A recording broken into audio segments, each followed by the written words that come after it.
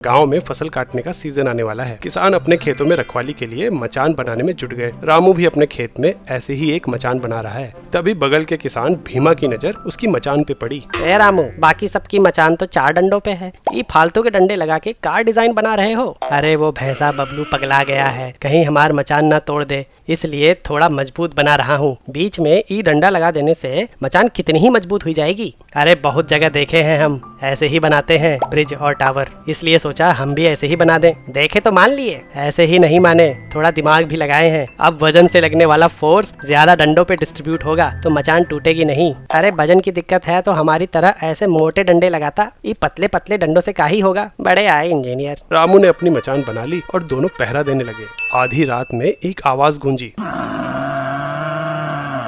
लगता है पगला बबलू आ गया। फिर वही हुआ जिसका डर था। बबलू भैंसे ने एक टक्कर मारी और भीमा की पूरी मचान गिर गई। भीमा किसी तरह वहां से भागा और रामू की मचान पे चढ़ गया। बबलू भी पीछे आया, पर रामू की मचान ने बबलू की टक्कर झेल ली और दोनों बच गए। बोले थे ना ये मचान टूटेगी नहीं, पर वो देख रामू, हमार मचान का डंडा तो टूटा ही नहीं, फिर मचान गिरी कैसे? मचान के स्ट्रक्चर की वजह से।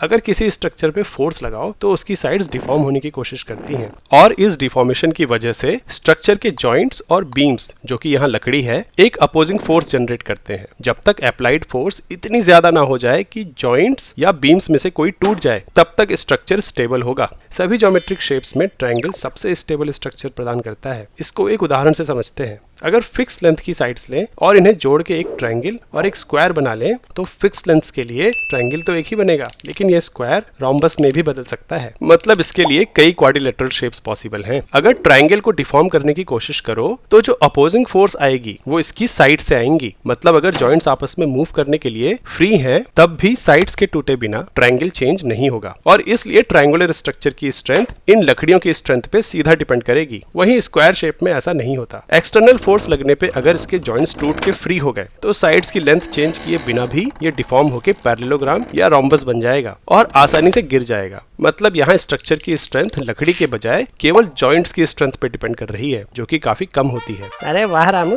तुम इतना ज्यादा कब पढ़ लिए? पढ़े तो नहीं है ज्यादा, लेकिन ऑब्जर्वेशन मस्त है हमारी। स्टोरी वाइज का लक्ष्य है इंडिया के लिए एजुकेशन को इंटरेस्टिंग और आसान बनाना, इसलिए हम मुश्किल कॉन्सेप्ट्स को कहानियों के जरिए मजेदार बना रहे हैं और आप इस मिशन का हिस्सा बन सकते हैं हमारी मेंबरशिप लेकर। ये एक छोटी सी मदद हमारे लिए बड़ा सहारा बन सकती है, जिससे स्टोरी वाइज की टीम पूरे सिलेबस को कहानियों में पिरोकर आप तक पहुंचा पाए।